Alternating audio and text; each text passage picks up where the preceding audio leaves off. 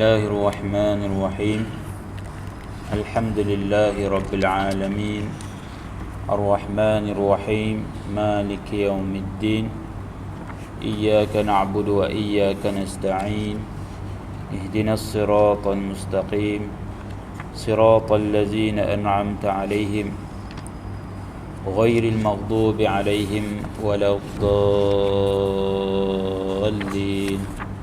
آمين. إن الحمد لله نحمده ونستعينه ونستهديه ونستغفره ونعوذ بالله من شرور أنفسنا ومن سيئات أعمالنا من يهده الله فلا مضل له ومن يضلل فلا هادي له. أشهد أن لا إله إلا الله وحده لا شريك له وأشهد أن محمدا عبده ورسوله. قالوا سبحانك لا علم لنا إلا ما علمتنا إنك أنت العليم الحكيم. قال رب اشرح لي صدري ويسر لي أمري واحلل عقدة من لساني يفقه قولي. أما بعد. السلام عليكم ورحمة الله وبركاته. Alhamdulillah. Pertama sekali marilah sama-sama kita merafakkan kesyukuran, puji-pujian kepada Allah Subhanahu wa taala kerana kurniaannya. Dengan kurniaannya pada pagi yang diberkati ini kita dapat menunaikan solat subuh berjamaah. Seterusnya dapat lagi kita melazimi i'tikaf di atas surau Jumaat Ar-Raudhah ini untuk kita mengikuti rutin kuliah subuh untuk mengimarahkan rumah-rumah Allah Subhanahu wa taala. Jadi pada pagi yang diberkati ini InsyaAllah kita akan membaca kitab hadis ringkasan Riyadhus Salihin.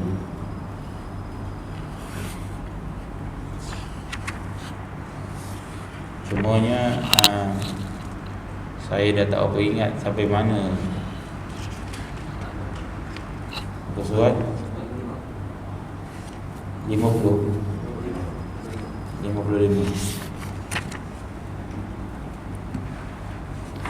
Dah habis ke 55 belum masuk? Yang tengah belum.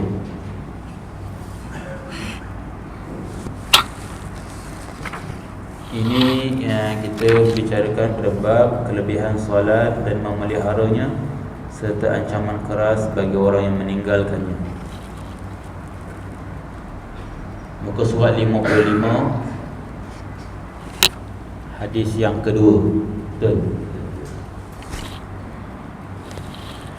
Imam Muslim meriwayatkan daripada Thauban radhiyallahu anhu, khadam Rasulullah sallallahu alaihi wasallam, beliau berkata, sami'tu Rasulullah sallallahu alaihi wasallam yaqul, 'alaika bi kathratis sujud fa innaka lan tasjuda lillahi sajdatan illa rafa'aka Allah biha darajah wa hatta 'anka biha khati'ah.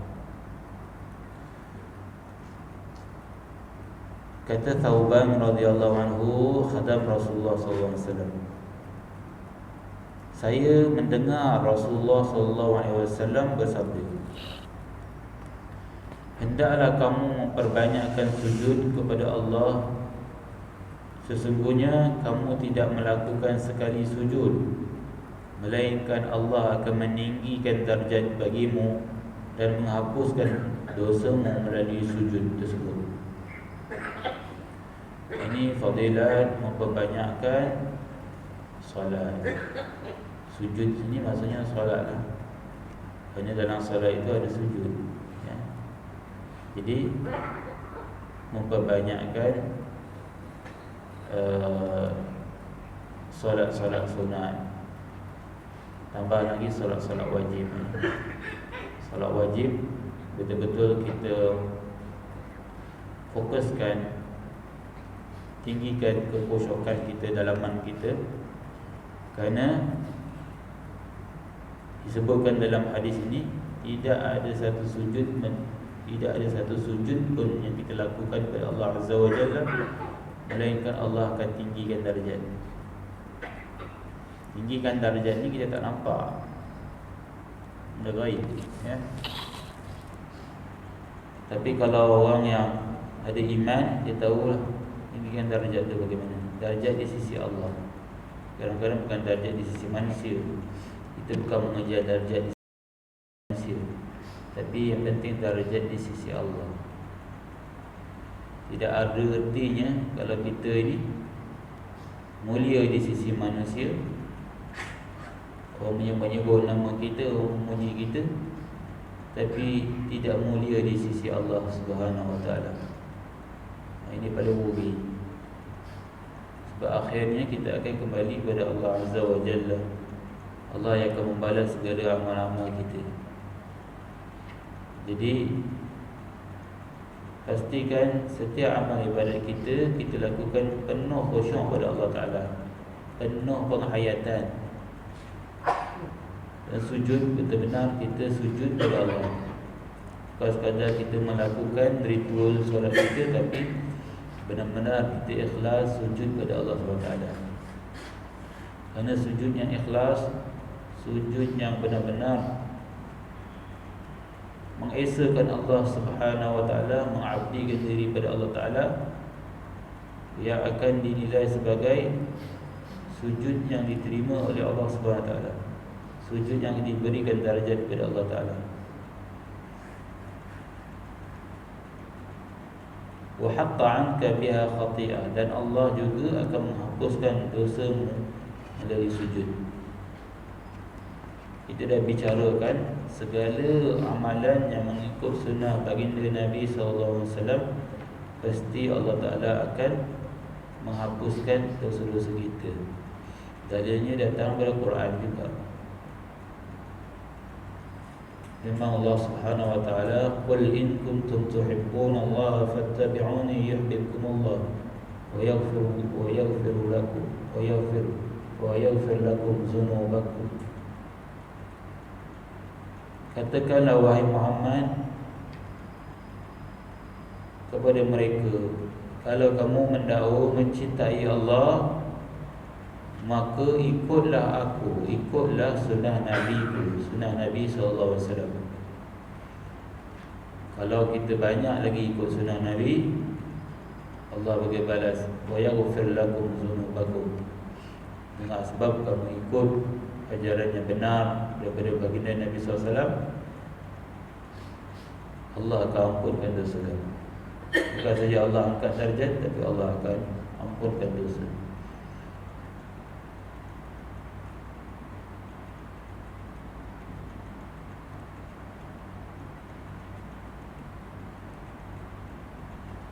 Jadi amalan yang bersekali, Allah mengangkat darjat dan Allah menghapuskan dosa, memberi pahala. Dan kalau hapus dosa saja,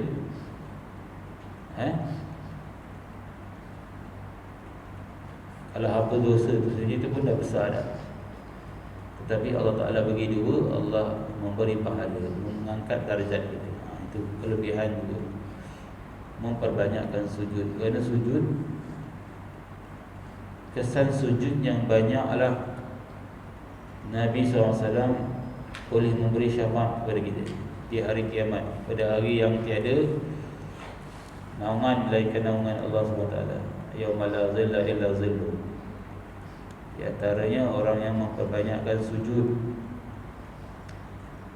Kerana esok pada hari kiamat ni semua anggota kita akan bercakap. Tangan kita, kaki kita, dahi kita, semua akan bercakap apa yang kita buat. Apa yang kita buat pada dahi kita, banyak sujud ke tidak? Ya, semuanya akan berkata, melainkan satu saja yang Allah Ta'ala akan kunci, iaitu mulut.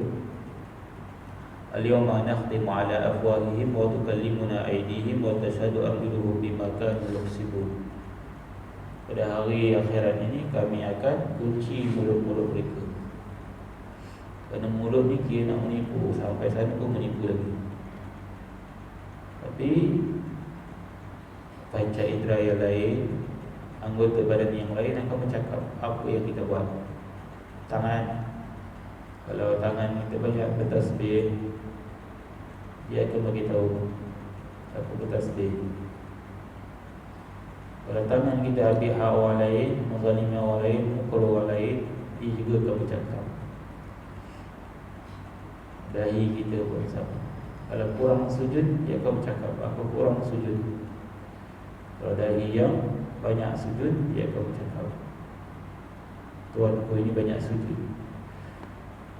Semua makhluk yang hidup ya, badan kita semua makhluk hidup. Mereka tidak melakukan maksiat pada Allah Ta'ala,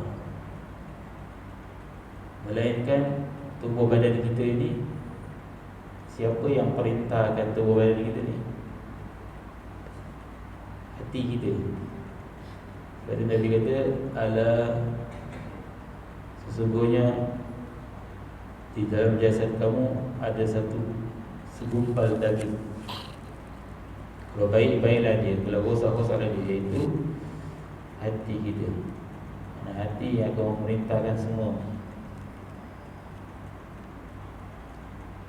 Ingat ni, tangan redha, kaki redha.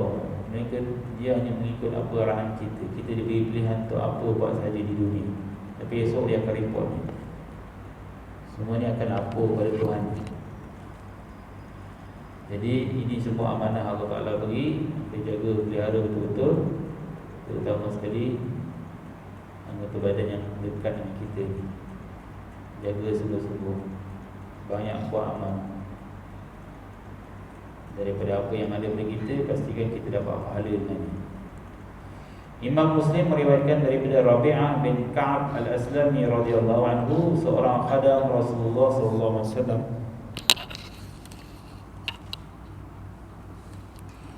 Dan dia adalah daripada kalangan Ahlus Suffah. Ahlus Suffah ni adalah orang-orang Islam yang miskin dan tinggal di pekarangan masjid Nabi SAW di zaman baginda. Ini Rabi'ah bin Ka'ab al-Aslami ya. Ahlus Suffah ni, mereka ni orang miskin, sangat orang miskin. Nabi beri mereka ni tempat tinggal, duduk di pekarangan masjid. Mereka banyak menuntut ilmu daripada Nabi. Di kalangan Ahlus Suffah adalah Abu Hurairah radhiyallahu anhu, yang meriwayatkan hadis paling banyak di kalangan sahabat-sahabat yang lain.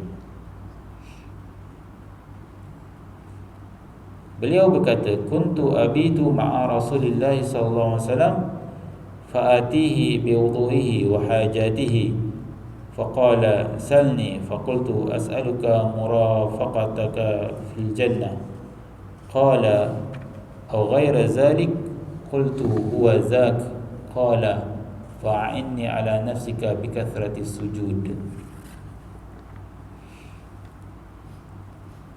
Kata Rabi'ah bin Ka'ab al-Aslami ni, sahabat Nabi ni, dia kata, saya telah bermalam bersama Rasulullah SAW. Dia khadam Rasulullah kan. Lalu saya datang kepadanya dengan membawa air wuduk. Dia berkhidmat dengan Nabi, bawa air wuduk untuk Nabi SAW berwuduk serta keperluannya. Lalu baginda bersabda, mintalah sesuatu kepada saya. Ini salah satu daripada, ada kalanya Nabi SAW mendoakan ya. Doa Nabi ni berkat ya. Doa Nabi ni berkat. Kadang-kadang yang bawa air wuduk Nabi tu sahabat-sahabat lain. Kadang-kadang Abdullah bin Abbas, walaupun dia bukan khadam, dia sepupu Rasulullah, tapi dia suka berkhidmat. Sampai Nabi akan doakan Abdullah bin Abbas, Allahumma faqihu fid din wa 'allimhu at-ta'wil. Ya Allah, kau faqihkanlah budak ini dalam agama wa'allimhu ta'wil, ajarkan dia ilmu ta'wil. Memang betul Abdullah bin Abbas antara seorang tokoh ilmuwan tafsir terkemuka di kalangan sahabat dan boleh mampu mentakwilkan ayat-ayat Quran berkat doa Nabi SAW. Maka di sini para ulama memberikan pandangan bahawasanya siapa saja yang berkhidmat dengan kita, sunnah untuk kita mendoakannya. Yang berkhidmat untuk kita, siapa yang paling banyak khidmat untuk kita? Isteri kita. Setiap kali dia khidmat untuk kita, sediakan makan untuk kita, bagi minum kat kita, buatkan air. Disunnahkan untuk setiap kali dia buat tu kita doa ni, ya Allah, kurniakanlah syurga bagi dia. Ya Allah, fakirkan dia dalam agama. Ya Allah, sebut. Tak semestinya kena sebut tu kuat-kuat depan dia. Kalau nak sendiri pun boleh, tapi kalau sendiri tu lebih orang kata mustajab lah. Nabi kata doa untuk saudara ni di belakangnya, tanpa pengetahuannya, lebih mustajab. Ini adalah mengikut sunnah Nabi ya. Setiap kali orang yang buat kebaikan pada kita, kita doakan ya. Doa tu lebih berharga tuan-tuan ya. Orang pergi jemput kenduri kita, kita makan, kemudian kata, ya Allah, berkatilah rezeki tahu rumah ni ya Allah kan? Itu sebab Nabi begitu. Walaupun yang datang pada khadam dia, kau memang patut buat kerja pun, tapi Nabi dalam hadis ni Nabi kata apa? Salni, mintalah sesuatu pada aku, apa kau nak? Dan Nabi bagi kebebasan kepada dia untuk pilih apa yang kau nak. Lalu dia kata, as'aluka murafaqataka fil jannah. Dah tentulah sahabat ni dia minta benda yang paling besar sekali, iaitu apa?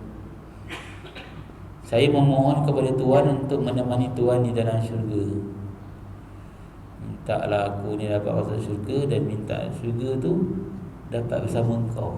Maksudnya syurga paling tinggi lah. Kalau Nabi ni, para Nabi ni, syurga paling tinggi. Syurga ni banyak tingkat tuan-tuan. Dalam hadis sebut 100 tingkat ni. Awsatuha, di tengah-tengah dia tu syurga Firdaus. Dan disebut syurga Firdausil A'la, syurga yang paling tinggi. Bukannya yang paling tinggi, yang paling tinggi kedudukannya. Dia tengah-tengah. Seorang penting dia tengah-tengah. VIP ni dia tengah-tengah. Ambil gambar pun tengah-tengah mesti VIP. Mana boleh orang lain. Syurga Firdaus dia tengah-tengah, tingkat 50. Yang itu adalah yang ditempati oleh 4 golongan: An-Nabiyyin Was-Siddiqin Wasyuhada'i Was-Salihin. 4 golongan ni dia yang masuk syurga yang VIP ni, iaitu para Nabi, para Rasul, para Siddiqin. Siddiqin ni adalah orang yang membenarkan segala kata Allah dan segala kata Nabi. Sikit-sikit dia buat, dia tanya, ini ada tak Allah suruh? Ini ada tak Nabi suruh? Ada Allah suruh, Nabi suruh, kita buat.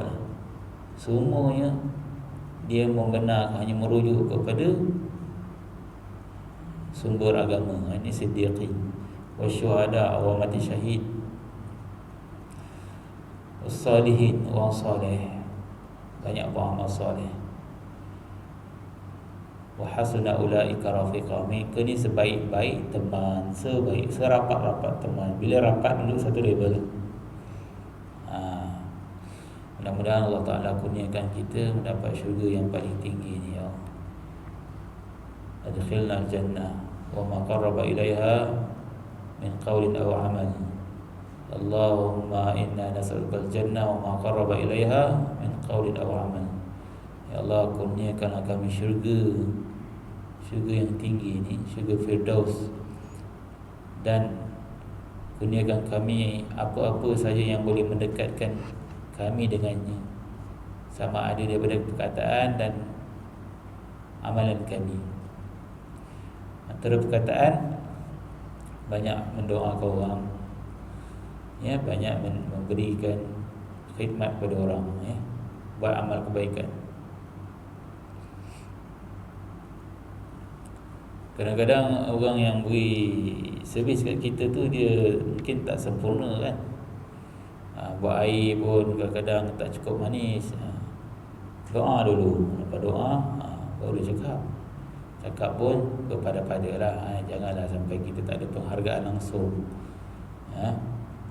Jadi walaupun kita bayar, contohnya pergi bengkel, baiki kereta kita, dia buatkan untuk kita, walaupun berbayar, tapi kita doakan dia, Allah murahkan rezeki dia, kan?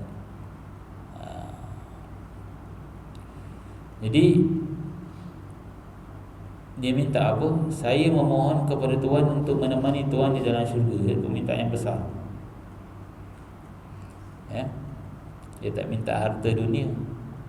Harta dunia ni boleh cari, tapi minta yang tak boleh dibeli, syurga Allah Subhanahu Wa Taala. Lalu baginda bersabda, atau ada permintaan lain tu? Yang lain ada? Ada minta lain? Dia kata tak ada, itu je. Nak minta penting masuk syurga je. Nabi jangan main-main kalau dia cakap kau masuk syurga, kau masuk syurga, kau pun masuk syurga. Lalu Nabi kata apa? Kalau begitu, fa'inni ala nafsika bi kathratis sujud. Kau tolong, bantulah dirimu untuk memperoleh hajat itu, bukan semata-mata dengan memohon kepada saya, tapi pun bantulah dirimu dengan memperbanyakkan sujud. Banyak sujud, banyak solat. Allah suka hamba-Nya yang banyak solatnya. Solat fardu jaga sungguh-sungguh, ditambah dengan solat-solat sunat, ya. Orang yang banyak sujud pada Allah Ta'ala ni, Allah haramkan baginya neraka. Banyakkan sujudnya. Ini dalam bab solat lah. Tambah lagi sujud bersama orang-orang yang sujud. Jadi kita sujud, kita ajak orang solat berjemaah. Solat malam pun nak ajak ahli keluarga kita. Kalau dalam solat malam, kita doakan ahli keluarga kita kebaikan, ya. Sebab solat ni memberi kesan kepada akhlak kita di luar. Orang yang banyak solat, yang ikhlas solatnya, yang khusyuk solatnya, insya-Allah dia memang jadi orang baik kat luar. Kalau dia seorang peniaga, dia akan menjadi peniaga yang jujur. Kalau dia seorang pemimpin, dia akan jadi pemimpin yang baik. Kita tengok orang jenis solat tak solat. Kalau jenis solat, insya-Allah kebaikan mudah dekat pada dia. Tapi solat yang macam mana? Solat kena khusyuk lah. Solat yang penuh kehambaan. Kalau tak ada solat nilai khusyuk tu, dia tak ada jaminan ke tu. Sebab tu kita tengok ada orang sembahyang tapi penyangak. Apa dia? Sembahyang tapi penyangak. Ada. Kan? Ambil gambar kau main sembahyang kan, nangis lagi. Tapi ambil duit orang. Jadi kita kena nilai lah. Bukan asalkan solat saja memang baik. Solat yang bagaimana? Solat yang khusyuk, solat yang ada rasa kehambaan pada Allah, ya, benar dan menjaga hak solat lah. InsyaAllah dia jadi orang baik. Kadang-kadang kita tengok ada yang solat, kadang tak solat. Ada yang solat, dia memang solat, tapi kadang-kadang dia buat dosa juga. Orang ni lebih baik daripada orang yang tak solat langsung. Sebab kadang-kadang dia solat, dia khusyuk, kadang-kadang tak khusyuk. Yelah, kadang-kadang ada je sifat-sifat dia yang buruk tu ada. Manusia ni tak masuk kan. Tapi bagaimana perihal orang yang tak solat? Jadi itu yang tak ada jaminan. Ya. Kita kena bimbang. Orang yang perkara yang pertama sekali yang akan ditanya bila kita melangkah kaki ke hari akhirat nanti adalah solat kita. Kalau kita dah settle, bagaimana anak-anak kita, bagaimana isteri kita? Kita nak masuk syurga bersama, tak nak masuk seorang, kan? Kita nak ajak bersama. Macam mana kita berdapat bersama kat dunia, kita bersama di akhirat bersama. Kita pesan dengan anak-anak kita, kita ni hidup sementara je. Ya, pejam celik anak-anak ayah pun semua dah besar. Nak tak kita bersama selama-lamanya? Kata mana mungkin ya. Kita semua akan mati, betul. Kita boleh bersama selama-lamanya kalau kita ikut perintah Tuhan. Kita akan dapat masuk syurga bersama. Kalau boleh kita sentiasa beri. Kadang benda-benda simple lah, tak perlu daya Quran ke hadis. Sebab ada kehidupan selepas ni. Kehidupan ni pendek, ada kehidupan selepas ni. Kita tunggu. Jadi kita saling nasihati. Banyakkan sujud. Ajarkan anak kita, dah solat fardu, banyakkan solat sunat, ba'diyah, qabliyah, solatul lail, solat malam, solat hajat. Ajarkan kita. Ada hajat dia solat hajat, tak perlu kena tunggu majlis solat hajat. Ini kan rutin. Apa saja kita nak minta, solat. Sebab permintaan yang paling baik, doa yang paling baik adalah ketika solat. Ketika solat, doa ni bagus, ibadat, tapi doa yang paling baik dalam solat. Perbanyakkan doa dalam solat, dalam sujud. Ketika sujud, Allah suka hamba dia yang sujud. Bila dia suka satu perbuatan kita selitkan dengan doa, dia akan makbul, dia akan mustajab, kan?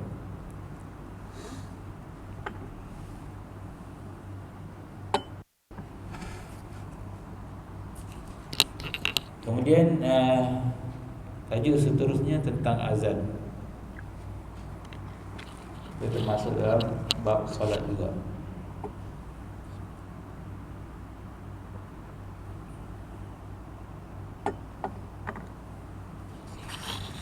Imam Al-Bukhari dan Imam Muslim meriwayatkan daripada Abu Hurairah radhiyallahu anhu, anna Rasulullah sallallahu alaihi wasallam qala, "Law ya'lamu an-nasu ma fi an-nida'i was-saff al-awwal, thumma lam yajidu illa an yastahimu alayhi, lastahamu.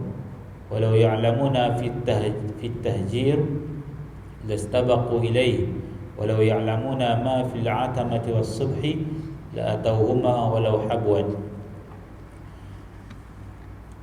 Kata Abu Hurairah radhiyallahu anhu bahawa baginda Rasulullah sallallahu alaihi wasallam telah bersabda, kalaulah manusia mengetahui ganjaran pahala dalam mengumandangkan azan dan saf pertama, kemudian mereka tidak mampu mendapatkannya melainkan dengan cara mengundi, pasti mereka akan mencabut undi.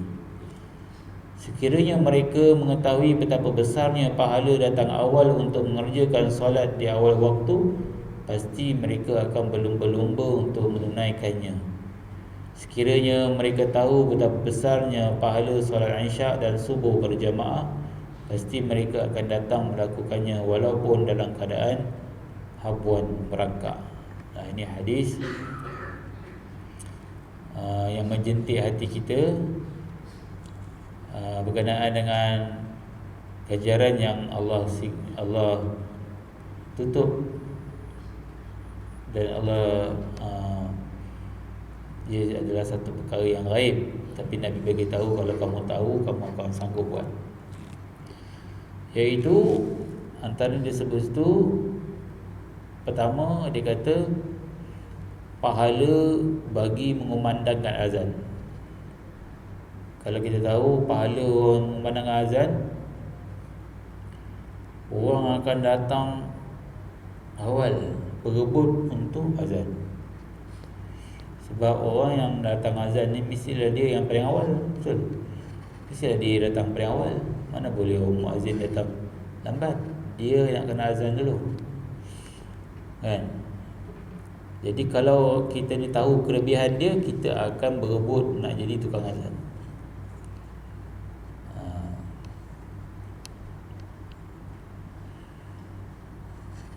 Jadi tapi kita tak tahu lah kelebihan dia tu, Allah tak beritahu. Tapi ini nilai bagi orang yang suka memandangkan azan. Kerana dalam hadis lain Nabi sebut, al-muazzin atwalu a'naqan yaumal qiyamah. Orang yang mengumandangkan azan ni adalah leher dia paling panjang di hari kiamat. Maksud leher panjang ni bukan satu bangsa yang ada dekat apa tu, yang leher panjang dia letak gelang tu kan. Dia nampak pelik lah pula kan. Maksudnya yang dimaksud di sini adalah orang yang paling masyhur di akhirat kelak. Di dalam syurga semua orang kenal dia. Automatik semua orang kenal dia. Daripada zaman Nabi Adam sampai akhir zaman semua orang kenal. Ini muazzin ni bagus ni. Dia automatik Allah akan jadikan orang yang menyeru orang di jalan Allah, orang itu dikenali, dia jadi selebriti di akhirat. Ini orang tengok, dia cakap, dia orang tanya, anak kau kerja apa? Anak saya Bilal. Bilal je dia. Orang kata Bilal, nampak macam rendah je, kan? Anak aku doktor, nampak lagi tinggi kan? Betul lah, nampak dari segi gaji dia tinggi lah. Bilal apa je, lawan dia kan? Tapi di sisi Allah kerja dia mulia. Kalau orang tahu doktor ke pegawai ke arkitek ke, dia berebut datang untuk buat azan, dia tahu kerja ni adalah tinggi di sisi Allah Ta'ala pahalanya. Sebab itu di masjid saya tu, tuan-tuan, saya cakap dengan muazzin,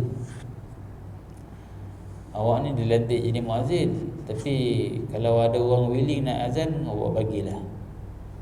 Nampak dia boleh azan tu, bagi azan lah. Okay. Kena tengok juga apa yang azan tu, kita kena kenal juga. Kadang buat orang Arab tu, tengok orang Arab ke Iraq ke apa ke kan, Syiah pula, dia tambah azan tu, payah kita nak jawab kan. Jadi kalau ada orang datang nak azan bagi. Sebab apa? Ada kelebihan tu. Maknanya orang tu tahu kelebihan azan. Jadi siapa-siapa yang tak pernah laungkan azan kat sini, rebut-rebutlah. Sekali datang minta, boleh tak saya nak azan? Kadang orang kita ni menolak-nolak kan. Jadi imam pun menolak, kalau nak jadi muazzin pun menolak. Siapa nak azan? Nabi kata kalau tahu, siapa tahu dia sanggup berebut-rebut. Nak berebut tak boleh, kena mengundi. Kalau kena mengundi, dia sanggup mengundi untuk supaya dia boleh azan. Sebab kalau dia tahu ganjaran nas, kalau tak tahu. Tapi Nabi dah bagi satu clue, maksudnya ganjaran dia besar. Ganjaran dia besar. Ajak orang datang sembahyang. Sama je kita datang awal ke datang lambat, datang juga. Baik kita datang awal, dapat azan, lagi besar pahala. Dapat azan duduk saf awal lagi. Tak ada muazzin duduk saf belakang, duduk saf awal. Dah tentulah duduk saf awal. Dia kata sini, lastahamu, dia sanggup mengundi. Kalau perlu berebut, tak boleh berebut, kena mengundi, dia sanggup untuk mengundi.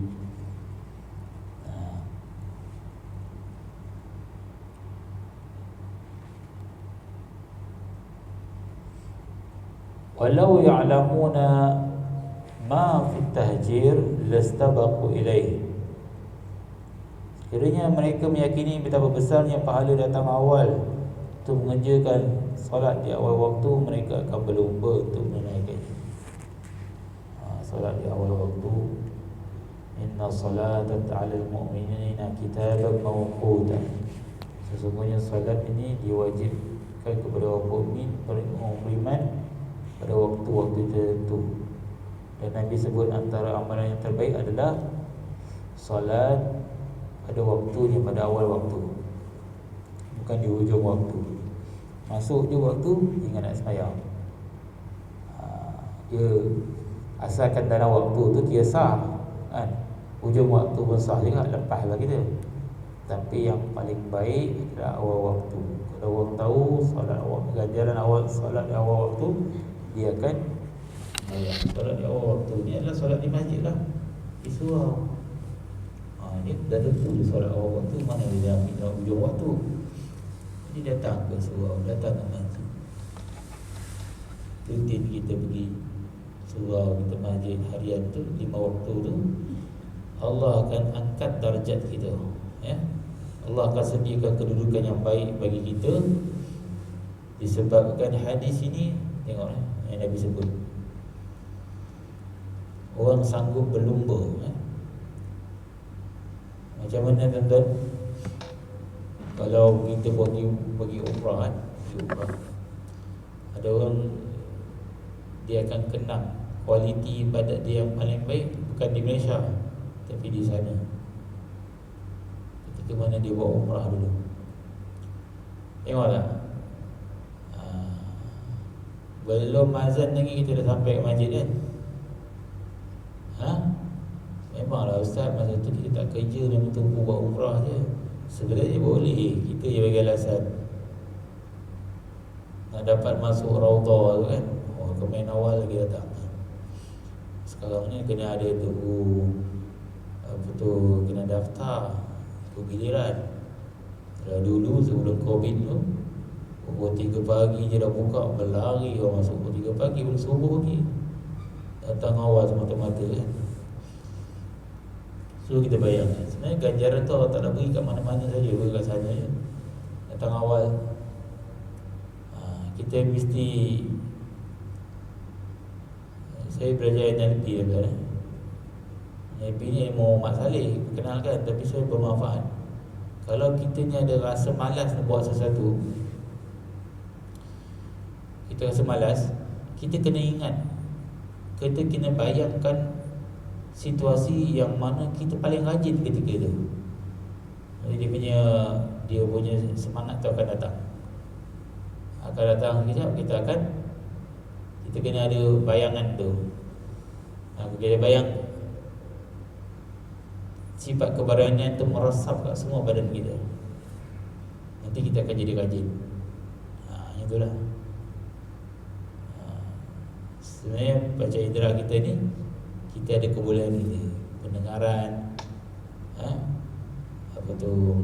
penglihatan, deri rasa. Kalau kita gandakan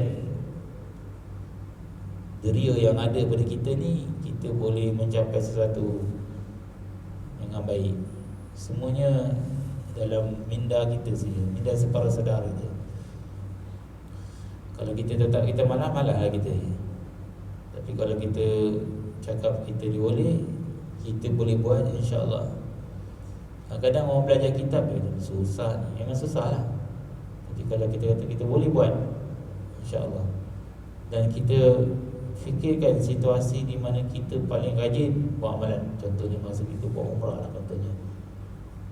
Kita masukkan perasaan tu untuk kita buat amalan di sini lah. InsyaAllah kita akan rajin. Sebenarnya semuanya bermula dengan sini. Yang tangannya semua letih ni, semua dia ikut perintah je. Sini masuk ke jiwa, insyaAllah semua akan diperintahkan. Walaupun kita letih seorang lagi, sana pun letih juga, tapi kita boleh buat ibadat. Sama lah dekat sini pun. Dan Nabi sebut juga, walau ya'lamuna ma fil 'atamati was-subhi la atawhuma walau habwan.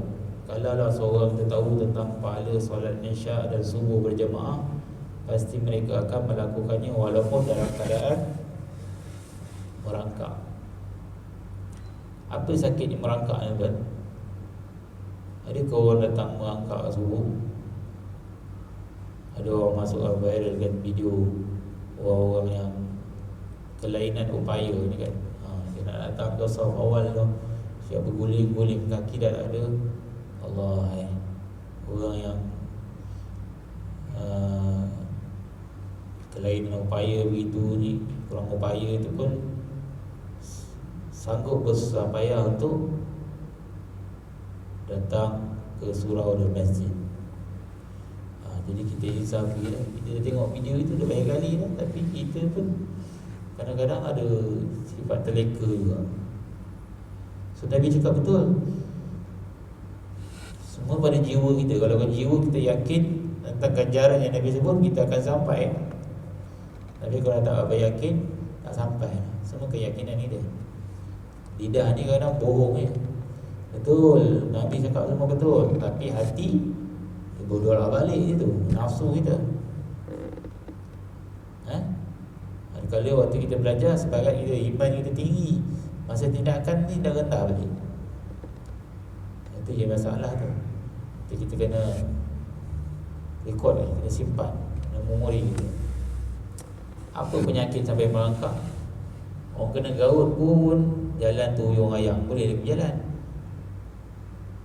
kan? Nabi kata kalau orang tahu kelebihan solat subuh dan isyak, kalau dia sakit sampai dia kena merangkak, dia akan merangkak. Merangkak tu maksudnya dia sakit lah tu, tapi dia sanggup datang. Apatah lagi sihat. Solat subuh dengan isyak ni ada keistimewaan dia. Nabi sebut siapa yang solat isyak berjamaah, Allah Ta'ala berikan dia pahala menghidupkan separuh malam. Hadis sahih. Siapa yang solat subuh berjamaah di masjid, Allah Ta'ala akan memberikan dia pahala sebahagian malam yang lain. Saya umpama dia solat isyak dan subuh, dia menghidupkan seluruh malam, pahala dia lah. Kalau tambah dengan solat malam, lagilah pahala lebih. Jadi dia punya kelebihan tu tinggi tu kan. Jadi kalau kita sibuk di siang hari bekerja Zuhur, Asar, tapi solat-solat malam ni jangan abaikan. Solat Maghrib, Isyak, Subuh. Tak dapat Maghrib, tak sempat, balik kerja lambat, tak apalah, Maghrib bersama keluarga, Isyak solat berjamaah di masjid, dan Subuh. Dapat dua tu dulu, istiqamah, insya-Allah Allah akan kurniakan kebaikan kepada kita. Jadi orang buat pihak surau pula, buat kuliah pula lepas Maghrib. Jadi kita berasa kena pergi ni. Jadi Maghrib, Isyak, Subuh, Maghrib, Isyak, Subuh. Kat tempat kerja kita kadang sibuk kan. Kadang-kadang tidak menggalak kita solat berjamaah kerana sibuk. Ada surau dapat boleh berjamaah, jamaah lah. Tapi solat malam ni jaga sungguh-sungguh ya.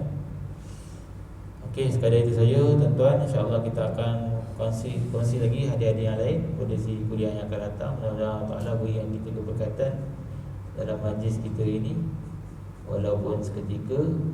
Allah berkat dan kita mampu untuk mengamalkannya. Seperti mana Allah Ta'ala berfirman, allazina yastami'una al-qawl fayattabi'una ahsanahu. Orang yang memperelokkan pendengaran dia dan dapat mengikut ilmu yang didengari dengan mengikut dengan jalan ma'ruf. A'udzubillahi minasyaitonirrajim. Bismillahirrahmanirrahim. Alhamdulillahirabbil alamin, wassalatu wassalamu ala asyrafil anbiya'i wal mursalin wa ala alihi wa sahbihi ajmain. Allahumma inna nas'aluka 'ilman nafi'an wa rizqan thayyiban wa 'amalan mutaqabbalan. Allahumma arinal haqqa haqqan warzuqna ittiba'ahu wa arinal batila batilan warzuqna ijtinabah. Rabbana atina fid dunya hasanah wa fil akhirati hasanah wa qina azabannar. Sallallahu ala Muhammad wa ala alihi wa sahbihi wasallam. Walhamdulillahi rabbil alamin. Aqulu qawli hadza wa astaghfirullah li wa lakum wa billahi taufiq wal hidayah. Wassalamu alaikum warahmatullahi wabarakatuh.